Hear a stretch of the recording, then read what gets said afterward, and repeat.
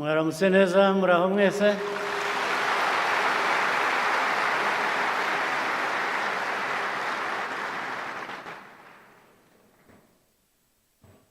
Vice Chairperson, RPF Secretary General, RPF Commissioners, members of the Diplomatic Corps, I want to thank you for honoring our invitation. We are happy to be with you here.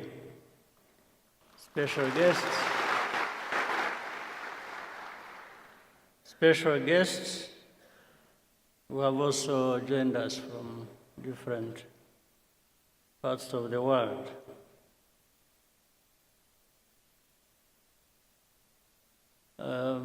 Ndabashimira kubera ko ngira ngo ubutumire bwabaye mu gihe gito ariko ndabona byitabiriwe n'abantu benshi mwakoze kuza.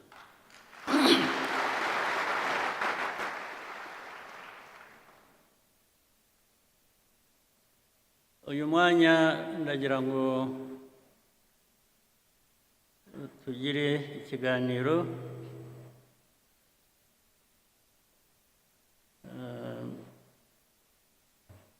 ndababwira ibyo ntekereza ku bintu byinshi ariko ndahera kuri RPF.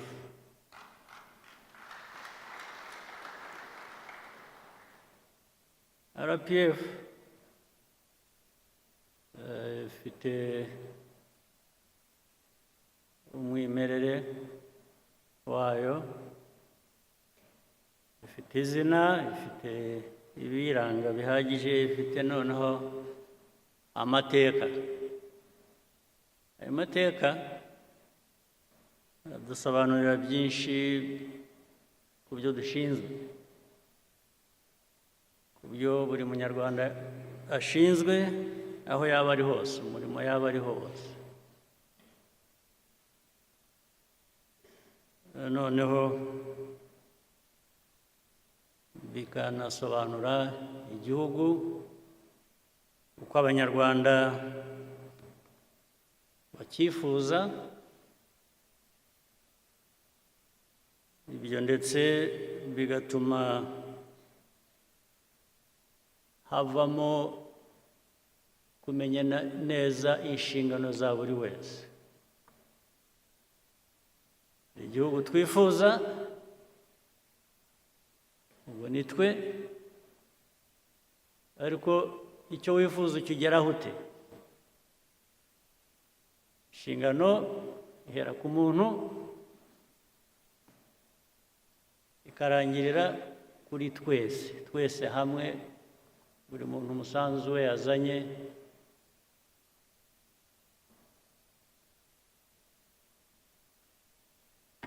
ushyirwa hamwe gute kugira ngo bitugeze kuri ya ntego twihaye n'aho dushaka kuba turi. Ibyo rero ni imvugo gusa kandi duhora tubisubiramo ndetse twanabiririmbye, baririmbye FPR, ariko ibyo byose twabikora twagira, hari ikigomba kugaragara ku banyarwanda no ku Rwanda. U Rwanda ruvuye he? Rugeze he? Rushigaje iki kugira ngo rugere hahandi ruvuga ko rwifuza kuba ruri? Ibyo niyo wakwivuga ukavuga ibyiza byawe, ukavuga ibyo ugezeho, ibyo wavuga byose hari igipimo cy'abantu, cyane uhereye ku banyarwanda. Rimwe bazavuga bati ariko ibi ngibi abatuyobora aba bayobora RPF, abayobora igihugu muri rusange, ubwo hagiyemo n'abandi batari RPF. Ibyo twivuga twe ko bitatugeraho, ko tutabibona, ko ndetse icyo gihe n'abandi bo hanze bagomba barabivuga, bavuga bati u Rwanda ariko rugeza cyangwa se ntiruragera. Ndetse icyo gihe bikabamo no kumenya ikibazo mbese ni iki. Abantu bifuza kugera aha hantu heza ariko ko tubona bagishigaje urugendo rurerure kugira ngo bagereyo, habaye iki? Iki cyabidindije, n'iki cyatumye bidashoboka. Buri wese buri gitondo ukuramutse ujye wibaza icyo kibazo, wibaza ikibazo cy'aho tugeze bijyanye n'inshingano twihaye twe. Wibaze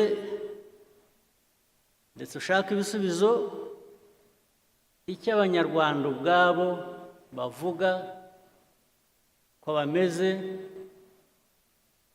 bijyanye n'icyifuzo cyabo cyangwa se aho babasezeranije kubageza.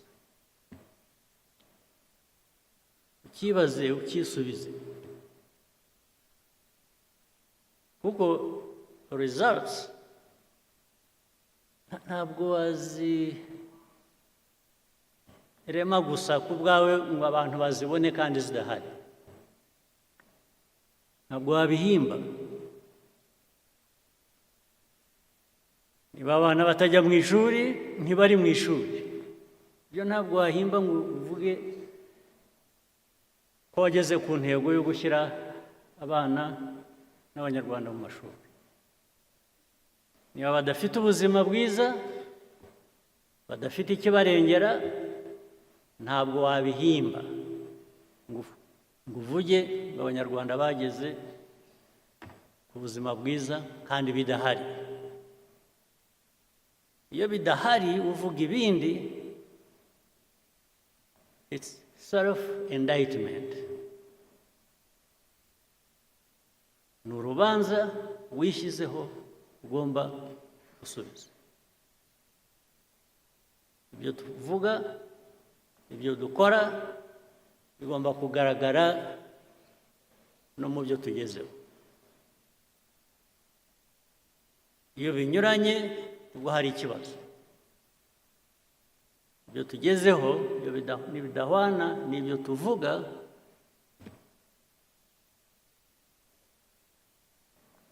n'ibyo dukora,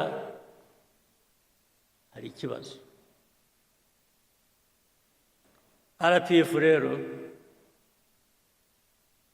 uyu mwanya tuba tubonyeho iki kiganiro ni ukutwibutsa, ni no kugira ngo twisuzume. Umwanya wo kwisuzuma. Uwisuzuma kandi iyo yibeshye cyangwa iyo abeshya, ingaruka zabyo zirahari. Niwisuzuma ugasanga nta ndwara ufite, wari uyifite, iyo ndwara irakwica.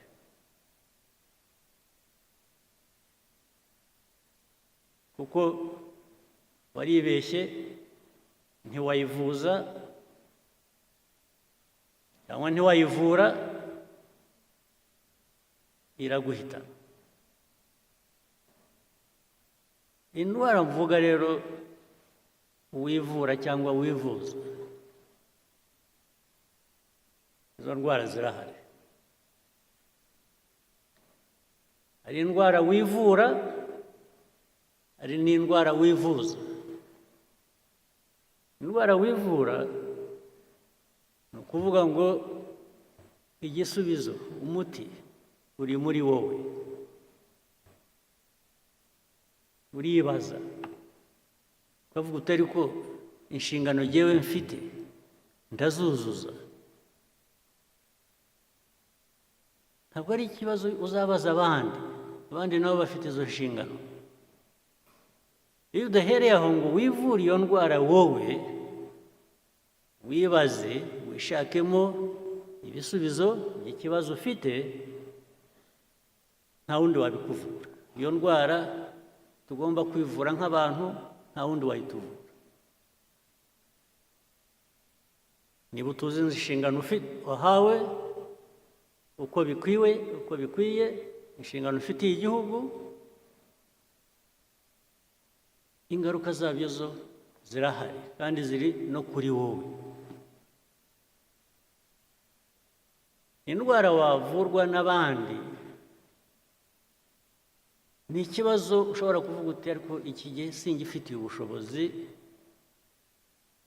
reka nshake uwamfasha cyangwa uwo twafatanya gushaka umuti w'icyo gisubizo. Ubwo nabyo birashoboka kandi bibaho. Ariko iyo utabikoresheje, iyo udahagurutse ngo wowe ushake uwo mwafatanya kugira ngo mukemure ikibazo cyakurenze, nacyo ubwo wa muti utahaye cya gisubizo cya kibazo wari ufite. Ibyo rero ubundi abantu bavuga RPF cyangwa bavuga andi mashyaka cyangwa bikajya muri politiki gusa. Politiki ikaba rwaserere, bikaba ibintu bimwe. Politiki iyo numva ya RPF ni uguhangana n'ibibazo tugashaka ibisubizo, nta yindi politiki.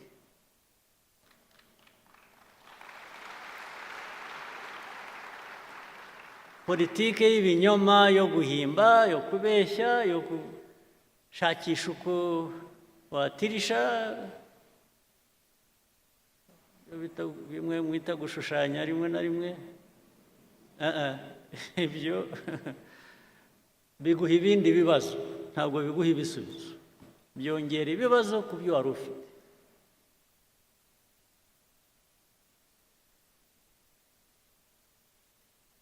Ikindi nacyo kuvuga ngo no mu mibanire uko tubaho hagati yacu cyangwa se hagati yacu n'abandi, ndavuga u Rwanda n'abandi, nujya gufatanya n'abandi urabanza wowe ukumva ikikurimo ufite n'iki wowe utanga, kugira ngo uhuze n'icyo undi atanga, mwese mubigiremo inyungu, ari wowe ari n'undi mufatanyije.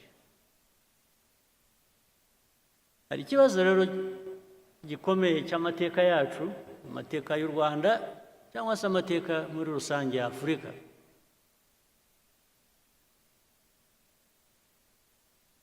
Iteka dusa nk'aho twebwe ntacyo dufite dushyira ku meza ngo dusangire n'abandi.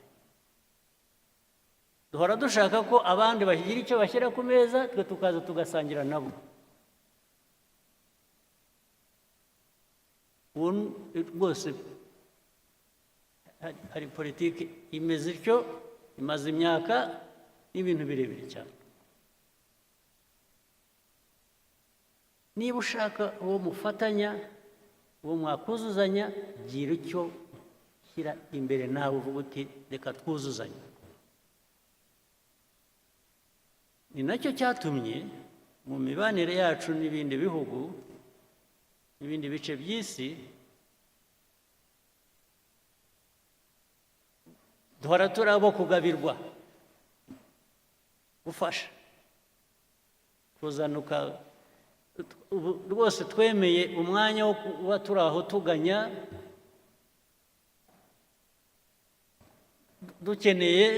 dutegereje uwatugoboka. Baraboneka, abo bagoboka baraza rwose, baraza, ariko ikibazanye ni imbabazi bagufitiye. Kubera iki? Kubera iki bagufitiye imbabazi? Kuki? mujya mubibaza babafitiye imbabazi barabaha kubera iki? nuko utari abantu nk'abandi, nta bwenge mufite, ibyo buri gihugu ni bitoya nk'icyacu, ni bitoya nk'igihugu cyacu. Buri gihugu, buri bantu bafite icyo bafite. Aho kugira ngo rero ugiteze imbere, kiguteze imbere, ugire icyo ukora, gutegereza ko uwahandi azaza we kuko azi icyo kugikoresha akagitwara, kazaza kuguha imfashanyo wari ukeneye, uba wicishije, sinzi, uba wigize ubusa. Ntimukigire ubusa, ntimuzigire ubusa. RPF niyo message yo kugira ubusa. Kugira ubusa, mukaba ubusa, mukemera kuba ubusa, mukemera ko mushobora kubaho, muzagira icyo mutunga, muzagira icyo mukora, ari uko undi muntu yaje kubibakoresha cyangwa yabibakoreye.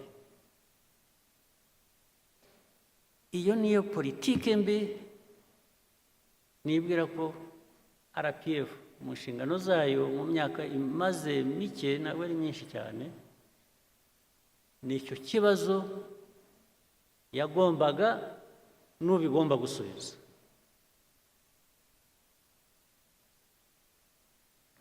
Ibibazo tumaze kunyuramo mu Rwanda mu mateka yacu,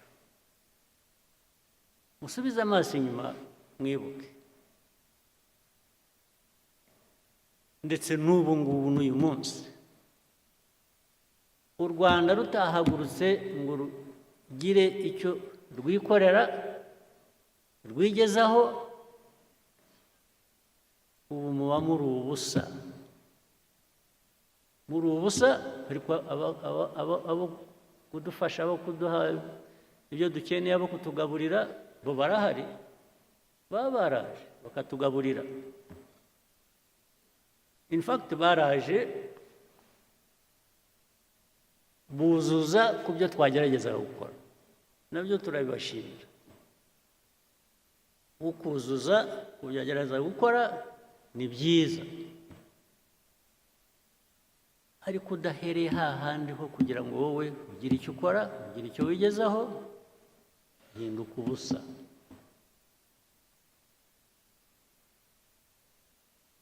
N'ubu rero tujye dusubiza amaso inyuma,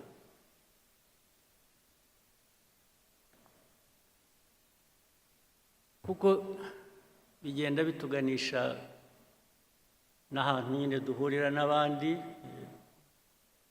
haba mu karere, haba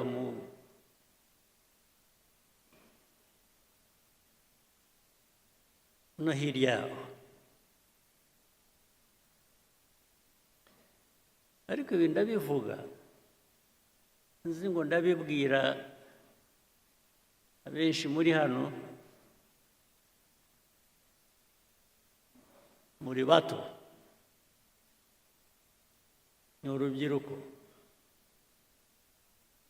Ndibwira ko majorite hano ubu abenshi mugomba kuba muri hagati y'imyaka 20 na 45.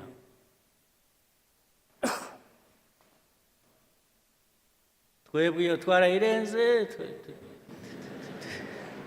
turi kure. Ariko natwe twarahanyuze. Muri twe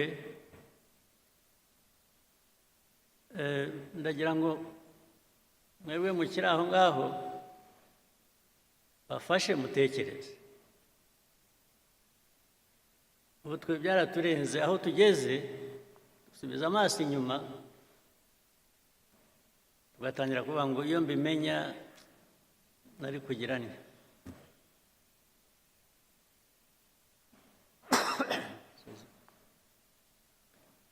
mba naragize ntya nari kugira ntya ariko too late twaragiye. Ariko mwebwe ntimuzategereze kwibaza icyo kibazo karabaye. Ni ubu ngubu sinaho.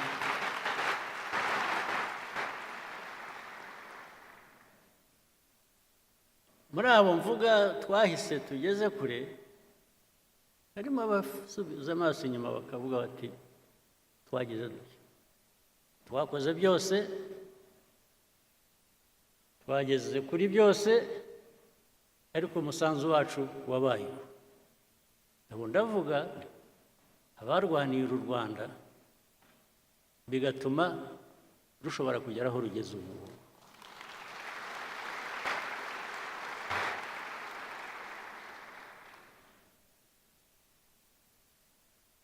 Now it is your time. Mwebwe urubyiruko mbwira. It's your time. Don't wait until you are 70 and then you start asking yourself, what did I do? I wish I knew. I didn't. No, ndakubwiye. Ubyumve ushake uko bigenza n'usohoka. Cyangwa wenda bamwe murabikora. Naho igihugu dushaka kubaka, ya numva of course bigezweho mu rubyiruko ni vibes. Bigeze kuri vibes.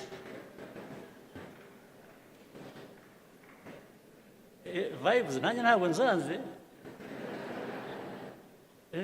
Good vibes ntabwo nzanze, ariko uhagaze kuki? So vibes natwe twese usibye ko dushaje twebwe, ariko zigera ku ihe myaka, zigera no ku bakuru ngira. Vibes n'abakuru ntabwo bazanga, ariko kugira ngo tujye muri vibes tugire aho duhagaze please. Yes.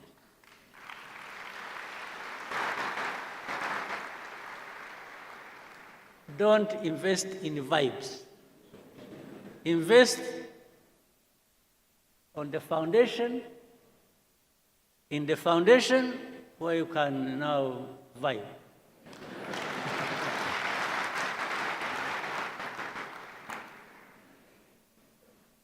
Kuko niba nta foundation ihari karakubaho. Yes. You vibe only for a week. No, but ngira ngo ibyo mushaka turashaka biri sustainable. Yes. We want things that are sustainable. We want to build a society that is resilient. You can't build a society that is resilient on vibes. No, but a resilient society can vibe.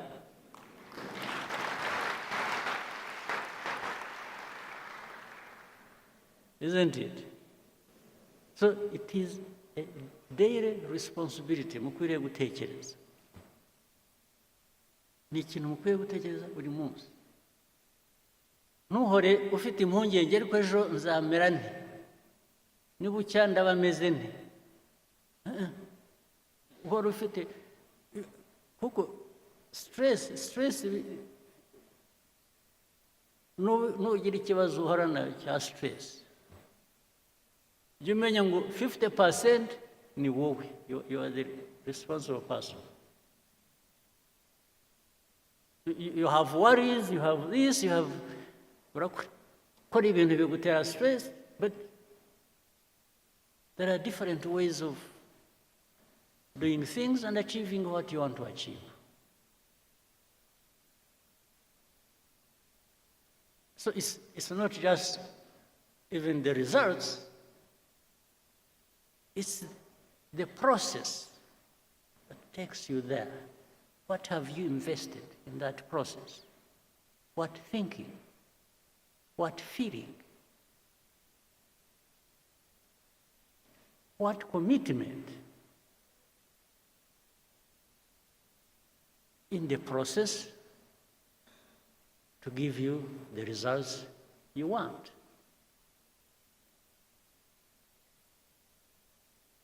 Nta kintu cyikora nta na busa.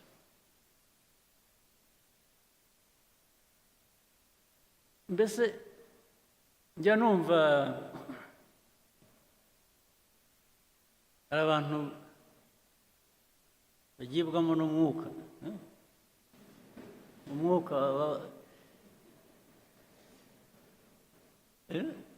ubajyamo ni uwuhe? Ntubabwira gukora iki? Mugira umwuka gusa, ntugira umwuka gusa utagira icyo uvanamo, uragera aho uhere, umwuka wawe wagera aho ugahera. Umwuka abagibwamo n'umwuka, ibyo bazanira ni ibiki? Umwuka, I have no issue with the umwuka, but must have something in it, tangible, that touches my life, that transforms my life.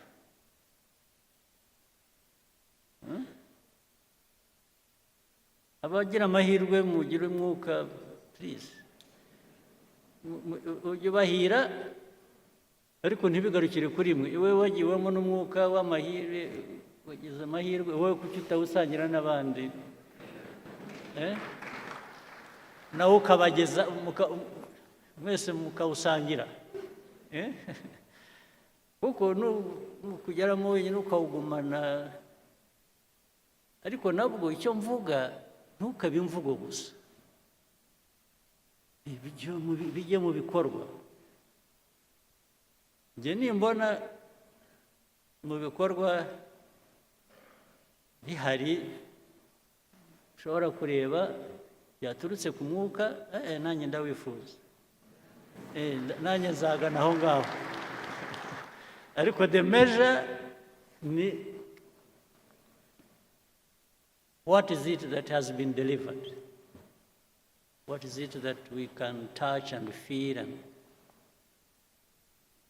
benefit from to improve our lives?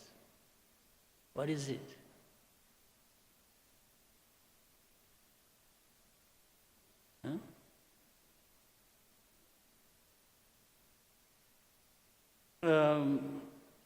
So mwebwe abatoya rero, again, igihugu kibategerejeho ni byinshi, kandi iyo mvuga igihugu ntabwo ari ikindi, ni mwe. Igihugu, you're actually waiting for yourselves. Yes, ni mwe mwitegerejeho the future. Ariko ya process navugaga, na wa mwuka ni iki? Ni a couple of things. Urubyiruko, bya bindi navuze by'amashuri n'ubuzima, ugomba kugira ubumenyi ukagira n'ubuzima, kuko niba mudafite ubuzima, ubumenyi buzakumarira iki? Kumenya bizakumarira iki udafite ubuzima? Must have both. And it is easy to have both if you have made the choice to have both. It can't be one and not the other. You must have both. Ni nk'uko ku rundi ruhande rumwe, niba uteye imbuto,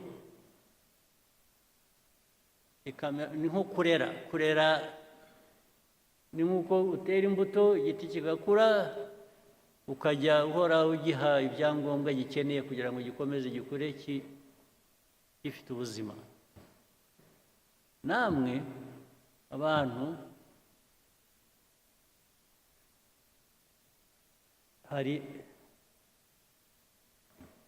kwa kumenya nimwe mukwiriye kuba mugerageza ibishoboka byose kugira ngo mubugereho, ndetse bitari ukubugeraho gusa, mushobore kubukoresha kubageza ku byo mwifuza.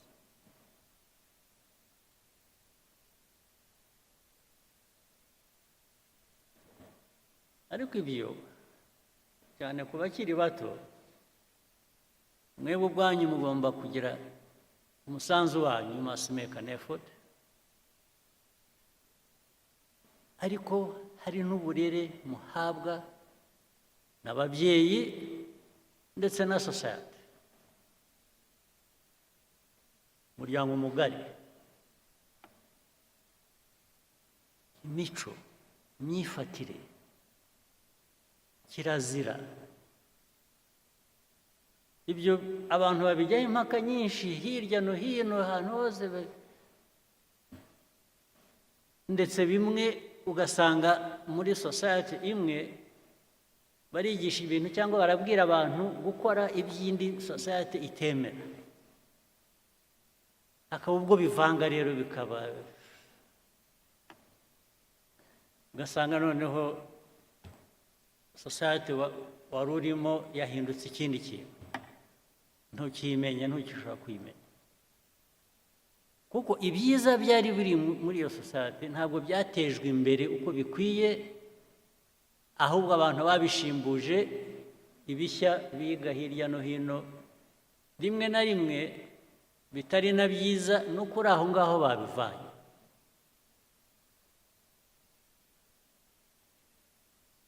Urubyiruko, kubarera ni ngombwa, kwirera ni ngombwa. Kwirera ni ukuvuga ngo wowe urahitamo icyo wifuza, urahitamo icyo ugomba gukora.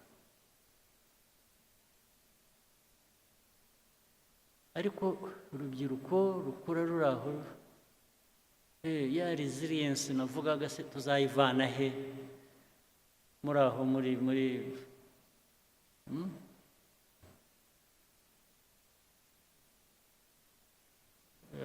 urubyiruko rwamamaza ibiyobyabwenge, asanga ngo ni ubuzima, usanga maze ibiyobyabwenge by the way ndabishyira hamwe byose, ni inzoga n'ibindi bikomeye ntiriwe mvuga muzi, ariko reka mbivuge, mwe ntimujya mubivuga, aho bibera ishyano bijya muri benshi ariko ntawe ubivuga. Hari ikiyobyabwenge cy'inzoga, hari ikiyobyabwenge kindi bijya mu mutwe gusa, bikaba ibi ni ibiki, ibi bitabi n'ibi drugs. Njya numva amakuru bajya bambwira ko bibarimo bitari bike, ndababwira kandi ubu ngo ni ibintu byamamaye bifite, bamwe mwabyigiye hano, abandi mwabivanye hanze, bigendera hasi, biranyerera, ntabwo bijya biboneka. Ariko ibyo uko abihisha kose, abo birimo hazagira uko bigaragara, byanze bikunze. Ariko uko bigaragara kwa mbere, nimwe byangiza ubirimo mbere na mbere yuko bigeraho bikangiza na communities muri rusange. Ariko biroroshye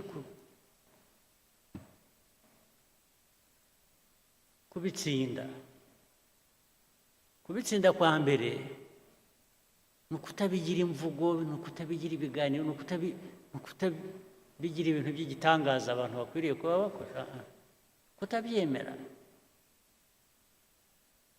Ariko n'impamvu bidakwiye kwemerwa murabizi, nuko ubikora arabihisha. Wowe ushaka gukora ikintu uhisha kubera iki? Uzi ko ari kibi. Ikibi sura gukora iki? Rwose ndababwiye, nabonye mwacecetse mwese nkaho mubizi, ariko ubwo ndababwiye nicyo nakora gusa nuko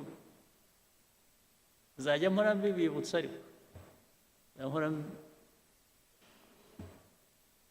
ubwo namwe muzageraho mwibwire.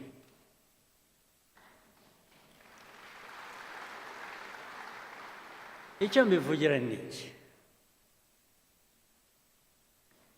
Urubyiruko tubatezeho bya bindi nabanjirijeho, ni mwe mwakiza u Rwanda rw'ejo uko tugenda dusimburana. Keretse niyo iyo mission mutayishaka, it's a different matter. Niba mwe mutabishaka mwaravuze okay, ndetse hari aho mwageragera ngo mugashyira urubanza ku bababyaye, ngo ariko se ubundi ndi hano, ubundi mwashyize hano kubera iki? Ukabwira ababyeyi bawe mwambyariye iki? Ariko ibyo ntabwo ari urahare, ibyo ari byo byose baravuze. Ugomba gukora effort yo kuba muzima, yo kuba muzima, not just for yourself, ariko no ku bandi. Kuba muzima bikagira n'inyungu ku bandi, bitari wowe gusa. Icyo tubatezeho urubyiruko mwebwe bishya u Rwanda rwifuza, yamumva ibintu bavuga bya innovation. Innovation murayumva yavuga buri munsi. Innovation, yes. Innovation irimo abantu bameze neza, bafite ubuzima bwiza, bafite ubumenyi, bafite gushaka igera kure, irafasha, yubaka abantu, yubaka igihugu. U Rwanda nicyo twifuza.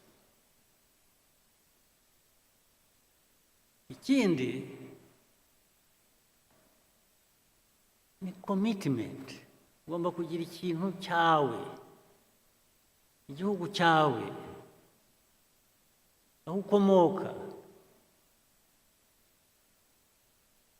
Ugomba kugira icyo igihugu kigira icyo kiguha, ugomba kugira icyo ugiha. Igihugu kiraguha ukagiha. Ibisigaye ni politiki zisanzwe, muri polisi zituma abantu biteza imbere, ndetse bateza igihugu imbere, bitari ibyo gusa. Ibyo ndabasabye mujye mubitekereza. Kuri iki gice reka ndangirize ku kindi. Ibyo mvuga rero nabyo ntabwo bikwiye kuba amagambo gusa, bikwiye kujya mu bikorwa. Ibikorwa ni ukuvuga ngo mwe muri aha benshi ni abayobozi, cyangwa se muri mu nzira yo kuba abayobozi. Imiyoborere aho uri hose, ku kazi ako ari ko kose, wifata ute, ukora ute, utekereza ute? Niba uri umukuru w'akarere, umuyobozi w'akarere, umuyobozi uzindi nzego zo hasi, uhari wumva koko ukwiye kubuyobora. Umuturage arakugana mugafatanya gukemura ikibazo. Investor ushaka gushora imari arakugana, mukaganira ikibazo mukagikemura. Cyangwa umushyira aho ngaho ukamubwira gutegereza, kandi muri uko gutegereza ngo yibwirize, agire ukuntu atunganya inzira. birahari kugeza n'uyu munsi bibaho.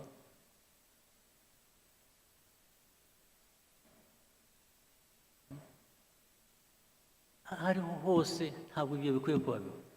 Ninde ejo bundi bambwiraga hari umuntu, kubera ko nkatuye ndi hafi aho kuri Muhazi, umuntu wavuye hasi waje akora icyo kibazo, nizere ko cyakemutse. Yakoraga ibintu by'amajyambere ku mazi, yarahubatse inzu, n'umuntu uturuka hanze ufite ashaka gukora shyira ubwato ku mazi, ashaka kugira ngo yubake aho buzajya buparika. Umuyobozi w'aho ngaho ati no, ati ushobora kubikora. Bijyaho, ariko biza kumenyekana ko yashakaga ko abanza kumutugira kugira ngo amwemerere.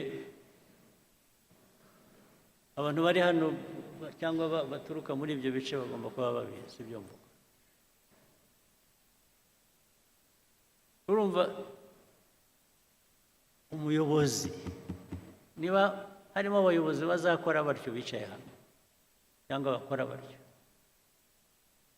umenye ngo icyo ni icyaha, ubundi tudakwiye no kukubabarira twakumenye. Ibikwiye ibijyanye na RPF, ibijyanye na politiki nshya y'igihugu cyacu kubaka, dushaka kubaka, ntabwo bijyanye. Abayobozi bari hano ndababwira ngo niyo nshingano yacu gukurikirana n'ubuntu butoya nk'ubwo ngubwo buzana umwuka utari. Ibindi ni imikorere yacu muri rusange, serivisi ahantu hose uko zitangwa, uko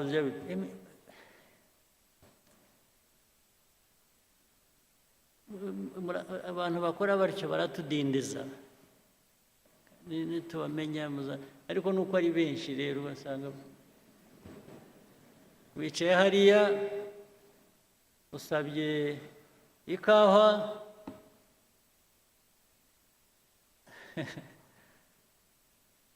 n'abaza bakakubaza ishyushye ikonje.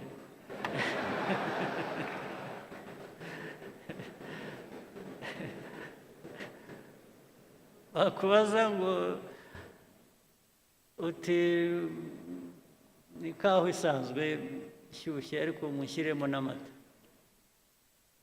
akagenda akabura. Ubu ndavuga ibintu bimwe mbona n'abantu baba bavuga buri kanya, akagenda agahera pe minota 15 20 utegereje ikawa. Bakubaje niba ushaka ikonje cyangwa ishyushye, ariko bababwiye gushyiramo amata akabura.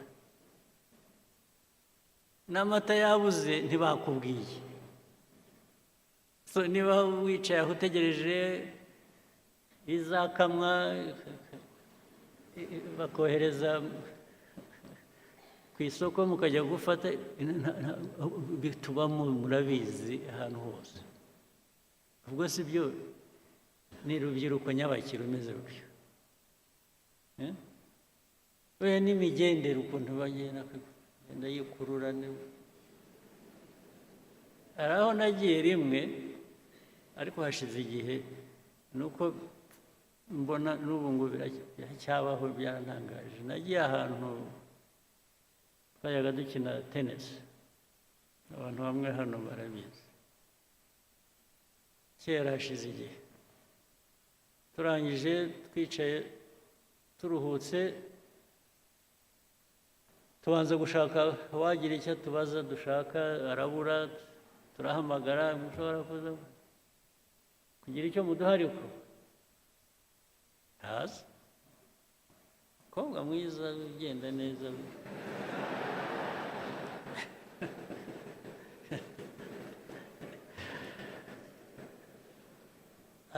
aza afite opena mu ntoki, araza aho azatugereraho yaba mbonye arahamenya arampobera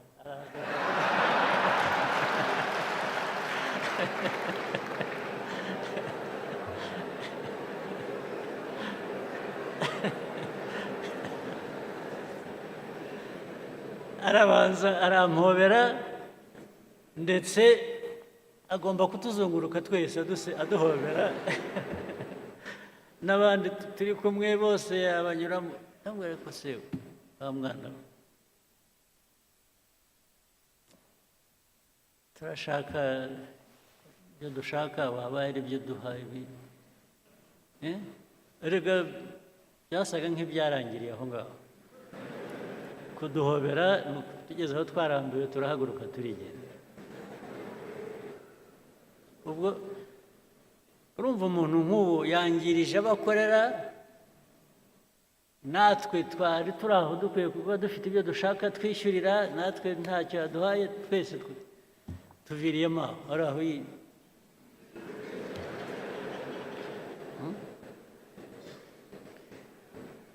ubu koko mwumva ariko se mwe noneho sosiyete igihugu mushaka kubaka cyaba kimeze giti ni ikihugu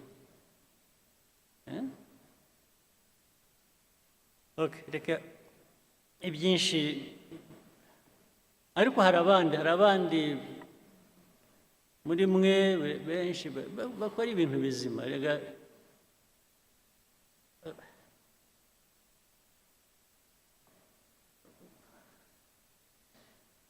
ubu ibyo ari byo byose ibigaragara ni ibitari bizima niyo benshi baba bakora ibyiza ariko hakabamo abantu bake bemerewe cyangwa bakora ibintu bibi bya byiza ntibiba bikigaragara ni nko gufata amazi ikirahure cy'amazi ukadonyamo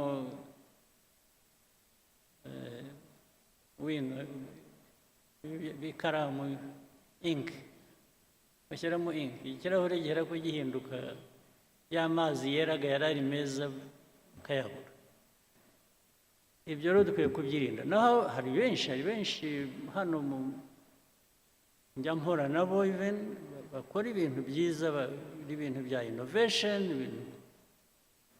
ndetse bihindura ibintu byinshi mu ikoranabuhanga muri za IT bikajya mu bintu byinshi hirya no hino n'abantu bakora za revenue authority abantu ba revenue authority bari hano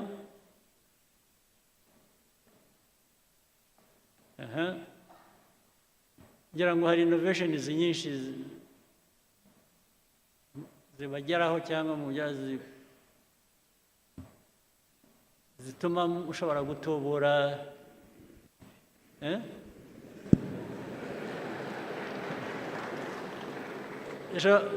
zizamura ayo mutuvanamo ayo mutwe ariko iyo byabonetse gutyo hari ikibazo bikaboneka innovation izamura itubura revenue tax revenue hanyuma byarangiza bikajyaho hagati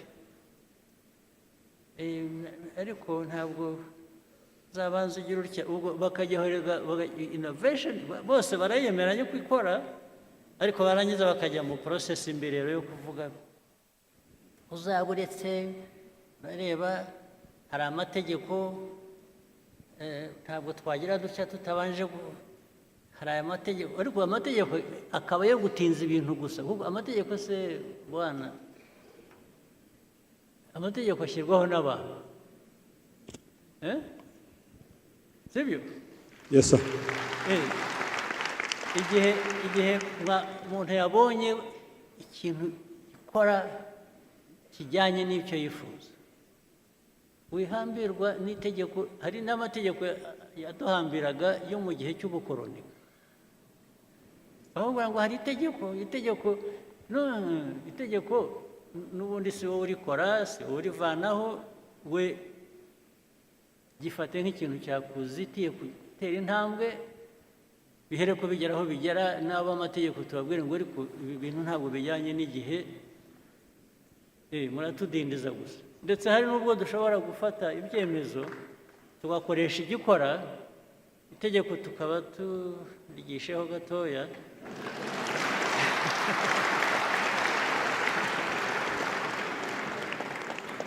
kugeza igihe rizahindukira ariko bitatubujije kugera ku nyungu twifuza. Iyo process niyo process ijyana n'igihe abantu bagezemo. Ntuhambirwa keretse dufite ikindi kibazo cy'uko abantu benshi ari n'ubwo yagiye gukora ikintu cyangwa akwiye kuba akora ikintu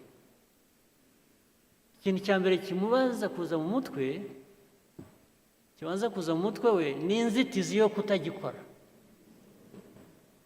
Ntabwo ari ukuvuga ngo ngiye kugikora hanyuma nimpora n'ikibazo icyo kibazo ngende nkishyira iruhande ahera ko abona ko hari inzitizi akagendera ku nzitizi bikarangirira. Ntabwo biba bigikora ntabwo igihe tugezemo gishya ari uko gikora. Hari icyo bifuza kuvuga abanyabaguhaye microphone mbwira ariko we utanzeho nk'urugero ibindi biri hano ntavuze n'ibiri hanyuma dufashe tubwire ko twakwihutisha. Thank you, Your Excellency. Kuna mutugiriye. It's true. Innovation is very important. Kurushaho gutekereza ibyatuma tubona amafaranga menshi nk'uko mwabivuze tugomba kwigira. We need to sustain ourselves.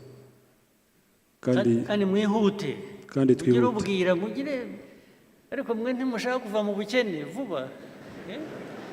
Urumva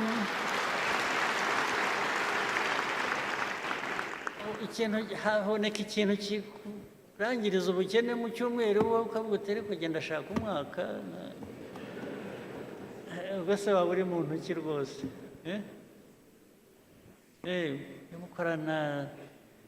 Gukorana umwete kandi ntabwo bivuze kwangiza ibikorwa. It doesn't really mean sacrificing anything that you shouldn't. Sibyo? Ujye mwihuta muwe wepesi. Mwihute. Igihe utabifite guhagarika cyo gutangira wowe uritangira kubera iki? Why don't you just move?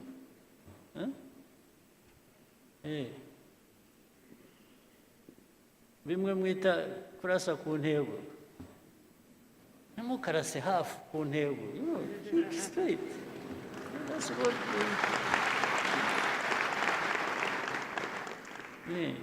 go for it. Nawe wumva uri satisfied uko sibyo? Yes, sir. Okay, asante. Now, let me take you to something else. I'm sure you can guess. It's now the other politics other than RPFs. Geopolitics, regional, or whatever, because it affects us as well a lot.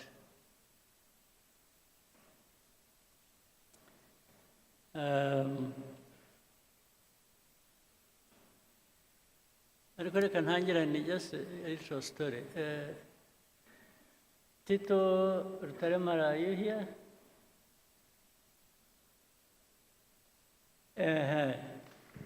I want to know where you are around. I want to tell the story.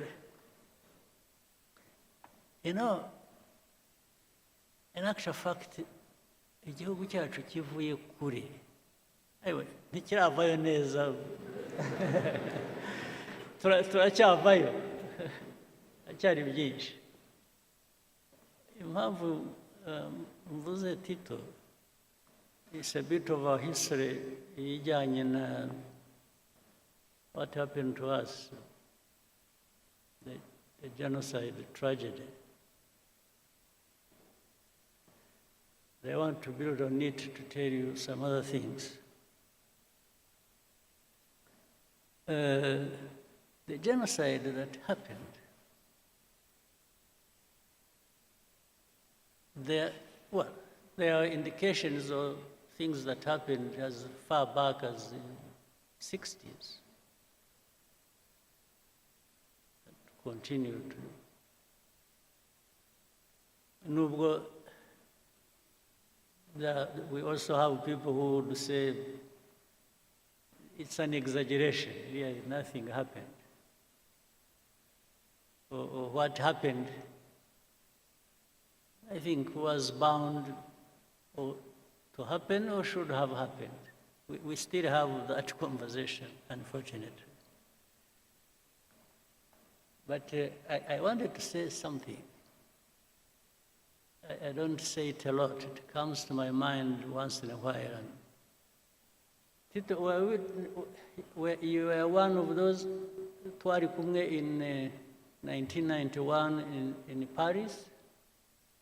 Monama na Paul de Joux is a name I cannot forget.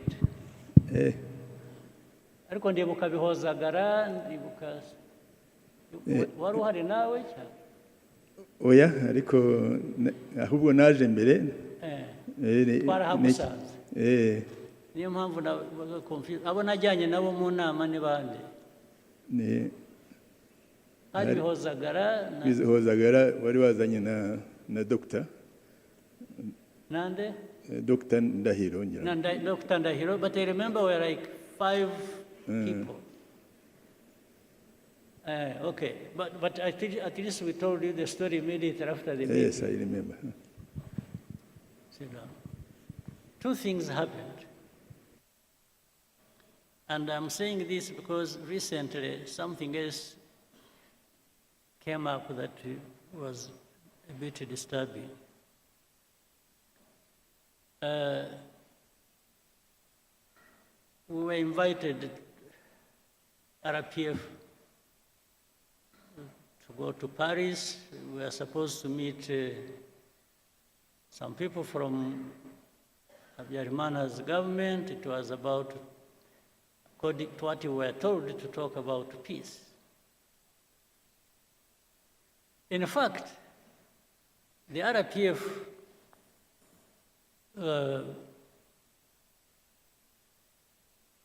for which I was chairman, vice chairman then,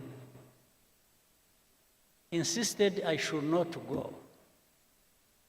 Because they are saying, you know, with all these things happening, and that was 91 September.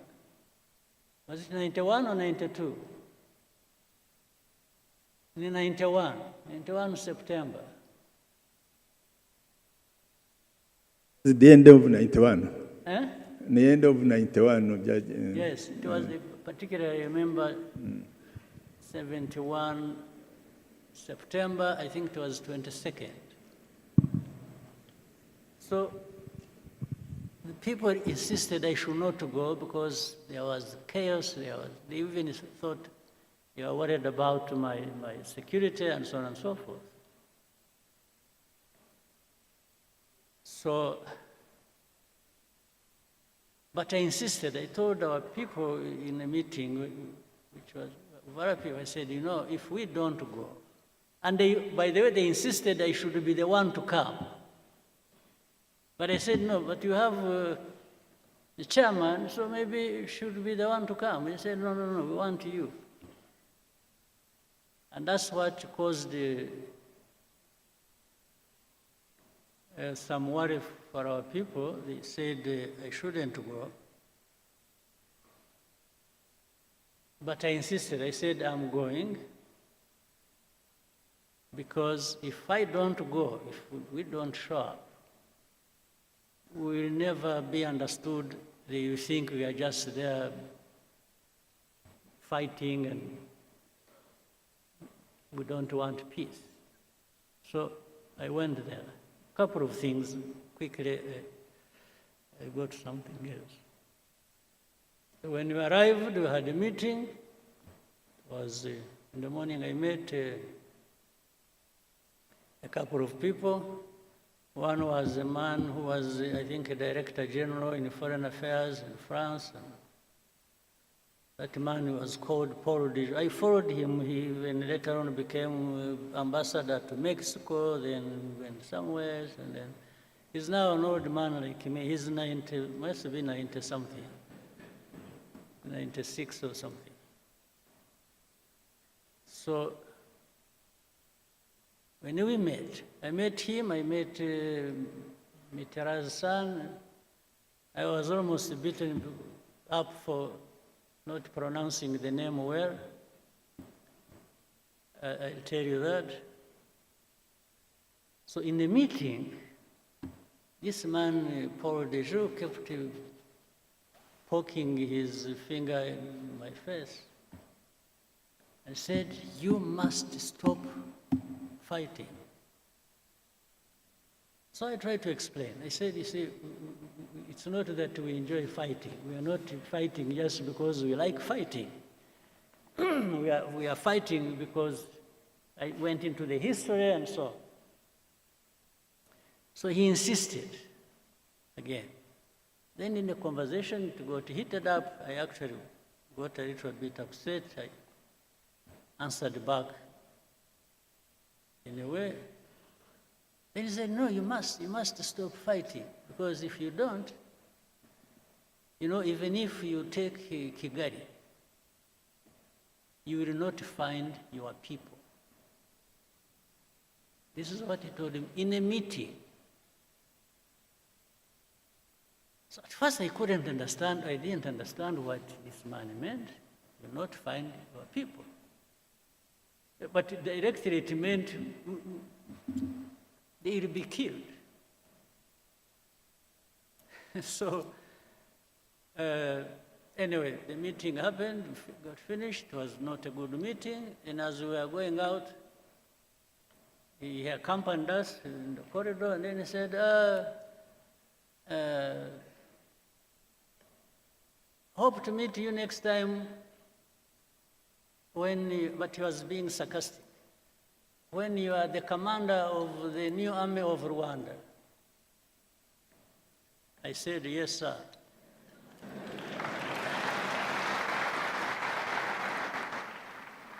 I said,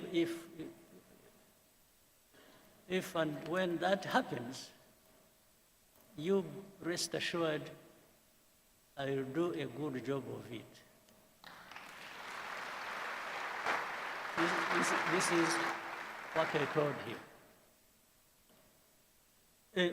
So I went, when I was supposed to stay a night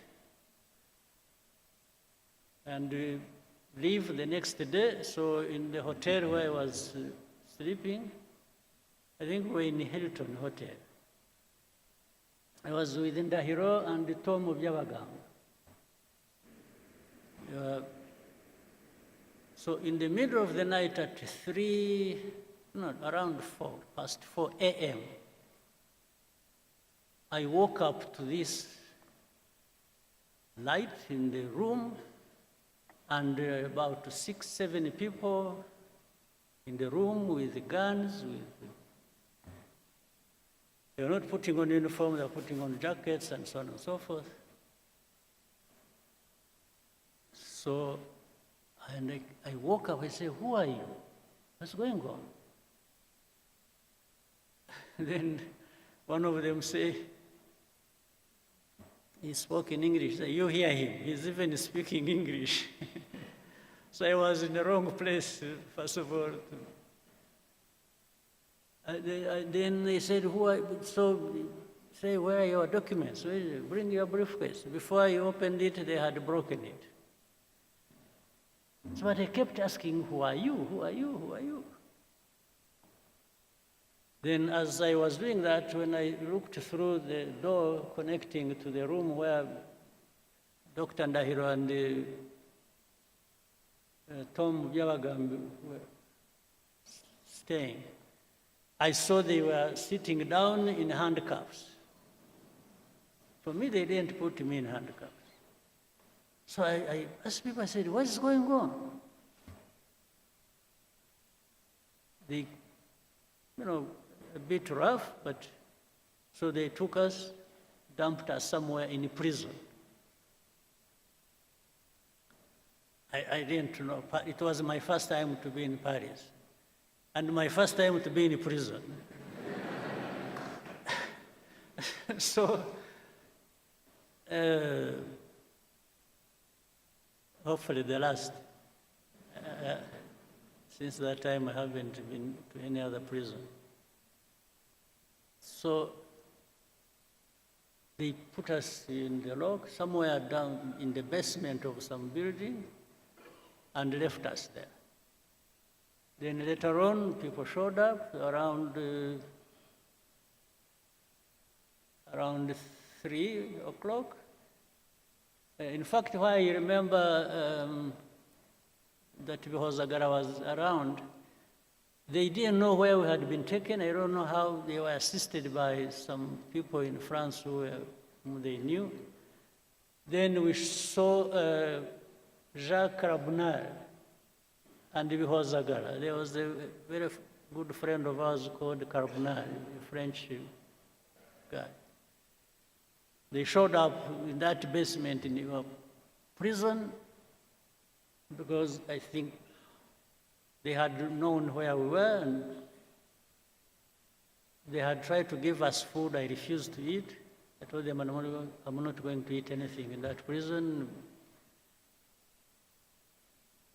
So they brought us bread, I remember, and milk, pints of milk and bread for us, because we had refused to eat prison food. Then they even wanted to interrogate us. Well, they did. They wanted to to use a polygraph on me, the lie detector. I refused. I told them I'm not going to have a lie detector at all. I said, if they want to kill me there, let them go ahead. In the end, they say, whom did you meet? I mentioned that man, Paul Dejoux. Then said, who else? I said, Christopher Mitterrand. He said, no. Who told you he's called Jacques Christopher Mitterrand? So, so they told me, repeat. I said, no, I'm not going to repeat. I said, I'm not the one who gave him his names. But. So anyway, in the end, in the night around 8 o'clock, they released us, and that night I left. I drove from Paris to Brussels, where I was to take a plane the next day and come back home. Now, I'm saying this, I'm telling you this story. The fact that somebody actually implied that something was going to happen to our people, meaning even if you take Kigali, you will not find your people there. You will not find them alive. Then later on, connecting that with the history, with what happened eventually, I could not but conclude that was the meaning. They were privy to what was going to happen. Now, in the most recent thing, let me now switch to something next to us and the recent. And I will bring up, you know Rwanda has had many problems in the region, and especially with the Congo, for all these years, actually. We said we are here 32 years, almost all the 32 years are problematic. And when you look at the story, these genociders who went to Congo. By the way, whom we had the opportunity this last time, when was it, 2 weeks ago, or how many weeks? When we had the Unity Club event here, in this same room, when people who went through all that history, these senior commanders of FDLR, when one of them sitting there told us a very comprehensive, interesting story, because he was there, he was in it. For him, he was not saying things he just heard from some people or anything, no. He was part of it. He told us all the places he moved to in Congo, and the officials he worked with, and his colleagues who up to this day have been integrated in the armies and other institutions in Congo, and he named them by names. He told us the story of even how he went to Burundi and everything he did there, and the names of people who did what, who are still there, who left, or who died, or something. He's an encyclopedia on this. And he actually was part of it. He told us, those who must have, who were here saw it, or saw it on television. And he has notebooks, he has pictures, he has evidence, later on which. But forget about all that. The story has always been, and he told us, you remember, he told us even of the connivance of the UN, the peacekeepers. Yes, they worked with, they were selling gold together, they were involved in the timber business, in agriculture, and named places, people, and where. It's just so. But despite all that, up to this day, you will hear people say, FDLR don't exist. The UN, there's something, there are some experts, group of experts. They'll tell you all those stories. It's like that story doesn't exist. Or if they say it, they'll say it so lightly that you should believe it doesn't matter. Okay. So it goes on, and then some of these leaders in the region, in Congo or Burundi, they say it publicly how and on which side they are. And their intention, and even what they have said on camera, somebody will want to convince you, no, it's not him. It's not them. It's some advisors. No, but he said it. Whether it is an advisor who wrote it on a piece of paper and the president read it, it is no longer advisor, it is the man who read the thing. So they will keep telling you this. So now, not even for a bit, I don't believe, ordinarily, I don't believe in conspiracy theories. I really don't. But when you have people, who are there asking the same questions, pretending it's saying the same things, and Even when you explain, they come back to you and they tell you what they told you last time, meaning they want you to believe what they are telling you or what they want, not the facts you are presenting to them. So it's really like saying, better change your mind and start seeing it like I see it. Anyway, all this has resulted into what we have now. And I also want to remind you, and then I've said it again, I hope you have had time to cross-check the story, the truth about it. This conflict we have in Eastern Congo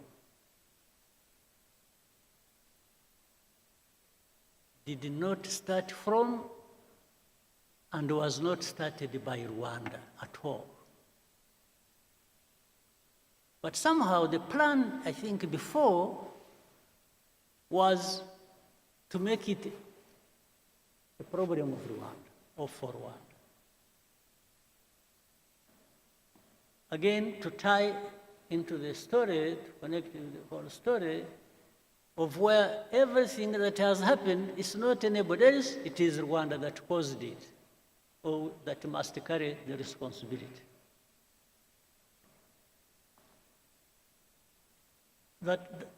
I think that needs somehow in your minds or whatever, or by gathering facts, that problem needs to be settled. This has not been our war. We didn't cause it, and it did not originate from here by any means. We are not part of the origin, except for being associated with the saying, oh, this is M23, the story that was there 2012, and for 10 years it was not addressed, it comes back, still it comes to be our own problem. But the same people, in fact, one time we were in Nairobi, we had a meeting with heads of state at the beginning of this conflict. I had opportunity to ask President Tshisekedi in the same meeting. I said, President, how has this become Rwanda's problem? How has it become? This is not anything started by us or didn't come from Rwanda. Why? He just hesitated and I told him, I asked him, I said, do you know, are you aware of the fact that actually that whole rural areas, those areas around, have more or less been taken over by FDLR, and they even man roadblocks and collect taxes? He hesitated and said, yeah, he has heard about it. This was his answer to me. He said, so what do you think FDLR is there doing? And why do you allow them to be there? And we have asked you to work with you to address that problem together. You have refused. Now, before that was over, another president offered an explanation and where those people originated from when they went to fight in Eastern Congo, saying it came from started from his country. So, and every time I brought up this issue with the people, I said, why do you make this Rwanda's problem? It is not Rwanda's problem, it is the problem of Congo and their own people, and it only becomes our problem when it comes to FDLR that must be sorted out. One way or the other, either you sort it out, you Congolese, or the UN that is employed there, and there are thousands, you address that problem and stop them from invading our country, or we will sort it out ourselves.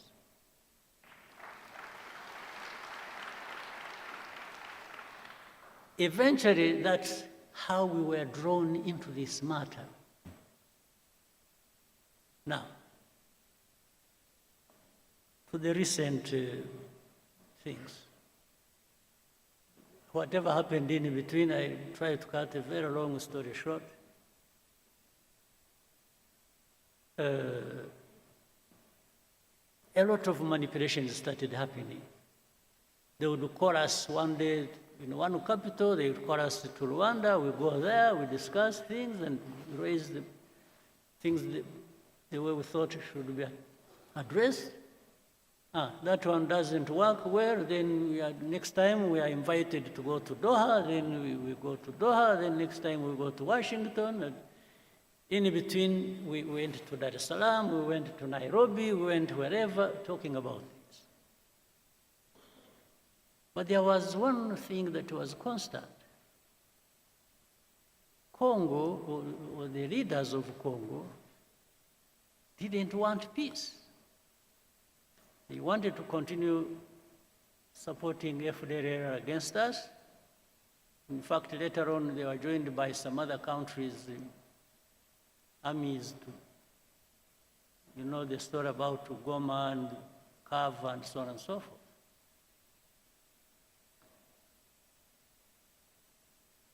So, but we told them, just help us deal with FDLR, and for us, we will not. But in the end, something came up. It's like, by the way, you should also, it's like, even now when we talk about removing defensive measures and so on and so forth, which I'll come to later, they say Rwandan troops must pull out of Congo and so on. And so we say, yes. You know, for many of these people who pretend, they actually, by that, they mean that even M23 will be pulled back into Rwanda. That's something hidden behind. It's like they expect us to be receiving M23 here. Now, that goes into a long debate. Whether or not, and how these people are Congolese or not. That's another story now. And I always tell them, no, this is a story that doesn't involve me, because how they became Congolese, how whatever happened in Congo and between Congo and Rwanda, as of those years, I was not yet born. So I don't know. I cannot be asked to answer for colonial times problems. I was not there.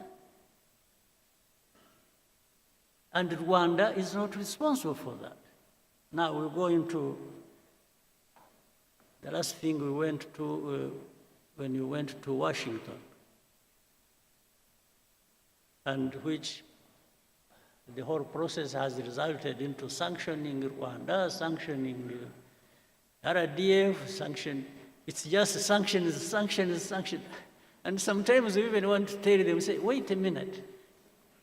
Let's understand each other. What's going on? And there is no time. There's no time for Rwanda to be listened to. It's just sanctions. The sanctions, that's what we said, that's what we're doing, that's what we're doing. Now,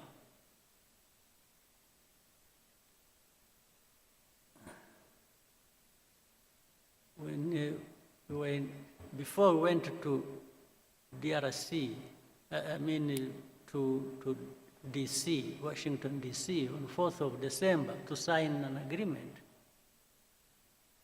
A couple of months before that, we had been actually giving information of what was going to happen in Uvira, owing to the troops that were moving there from Burundi and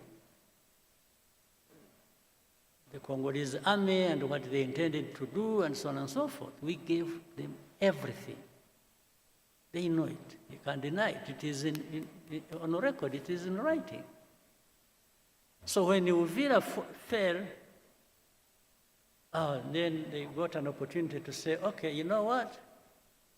Let's frame it as Rwanda literally insulting President Trump and defying Washington and disrespectful. They didn't. So they are the ones who caused the Uvira. And we told them, so this Uvira was, we forewarned you about Uvira 2 months before signing the agreement. Said, how can you hold us responsible for this? Then, initially I thought the initiative they had brought up of saying, you know, they want to resolve the problem of, first of all, the political problem internally, then the security problem that concerns Rwanda and the region, then the economic partnerships between the US, DRC, Rwanda, and the region. I said, you know, I thought this was a wonderful thing. We really embraced it. We said, oh, this is something. But little did we know, we had actually been just set up for something else. Because in the middle of it, there came a story. It is, you know what we want to achieve is no M23, no FDLR, and we just walk to the mines and that's it. But we told them in our discussions, we kept telling the people, we said, fine, you will do whatever you want to do. But how do you just expect these people fighting for their own rights, these Congolese, the FCM23 and others, for them they are on the ground fighting, the others are fighting politically all over the place, as you have seen, including the religious leaders and so on and so forth. I said, how do you just all of a sudden think you will wish away all of this without actually addressing some of the root causes? They said, no, because we can't. Oh, then the mercenaries came in. These are the second round of mercenaries. You know, there are first mercenaries who even came through here and were transported back. Other mercenaries came in the background, and they were the ones, somehow they converge with the policy on the region and on resolving this problem. They are the ones dictating, and I think these are the ones who are supposed to finish. But this, while the initial thing was to finish FDLR and finish M23, this time it has become finishing M23, not FDLR. FDLR because they are working with the same people and working with the government of Congo. Now, all these facts, they are known. But the complication of this, the world politics and the geopolitics, is that there are people who think they just dictate what the truth should be and what should happen, and for the rest you just shut up. That's what is going on. Today, what is going on is if you raise an argument, you say, oh, you know what, I'm going to sanction you. that is the argument. Now, something I shouldn't forget, I said I was going to, because of the story I brought up earlier. In the recent weeks and months, You have heard of the story of the killings and the fighting that has been going on in a place called Minembwe, around the Minembwe area. This is a place home to some Banyamulenge or some other.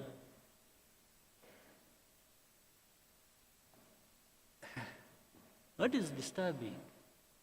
At the beginning, when even in our argument, when we told them what is really happening on the ground and telling people how, telling the powers that be what was going on, and say people are being killed, they are being, drones were firing at them indiscriminately. In markets, in churches, many people died. Maybe, hopefully one day people will go there and investigate and will find the truth. But what was disturbing was that in that same conversation and argument, somebody says, don't bring up that issue, it is none of your business. So which for me looks like, it's like the story of Paul de Joux. It's like, that those people being killed for their identity and anything is none of your business. Meaning, shut up, we are going to kill them anyway. I mean, I'm just calling a spade a spade. It's like, shut up, it's none of your business. They didn't even say, are you sure they're being killed? Or are you creating a story or what? No, it's like, that's none of your concern. But if it is not my concern, maybe it should be yours. So why are you not concerned? And things keep getting worse and out of control every time. So where we are now, we just told, remove your defensive measures. Whether we are associated with and helping FDLR, with the Congolese army and the government to do whatever they want, and then in exchange you have whatever you want, just shut up. So this is what we are being told. But making people shut up, just shut up, I think is going to be probably more difficult than people think.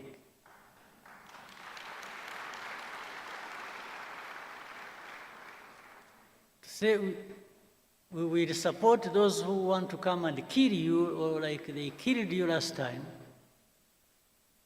or we will handle it the way we want, so shut up. Well, I only shut up when I'm dead. That's when I'm coming.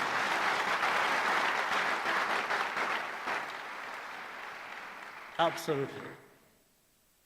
That is the only way to make me shut up. That's it.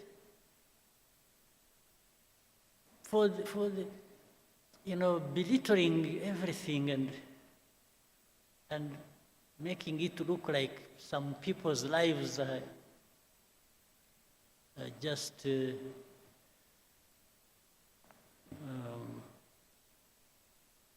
maybe, I don't know. It's not my politics. It's not RPF's politics.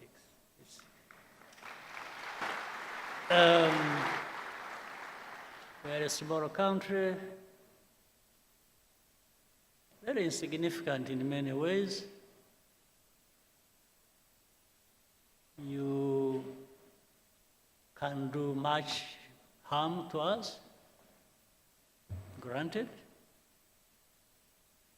but boy, wishing us away is not a big thing, it's not a small thing.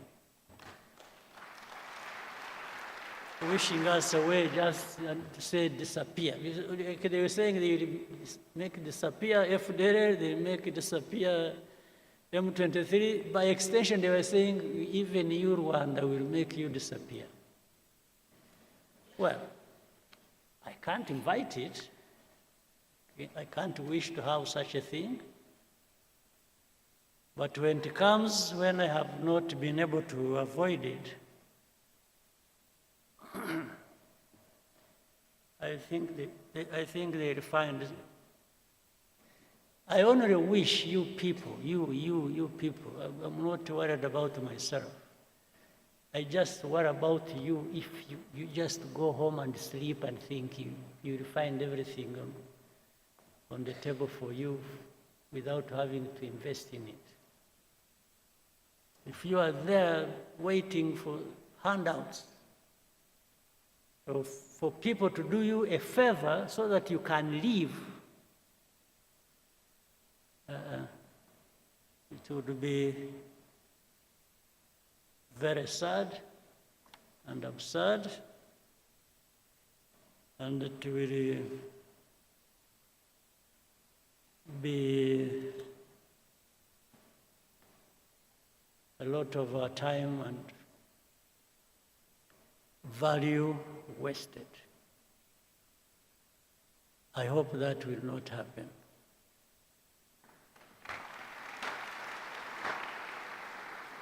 And for that, I wish everybody well and a very good meeting, and I hope to see you next time. Thank you.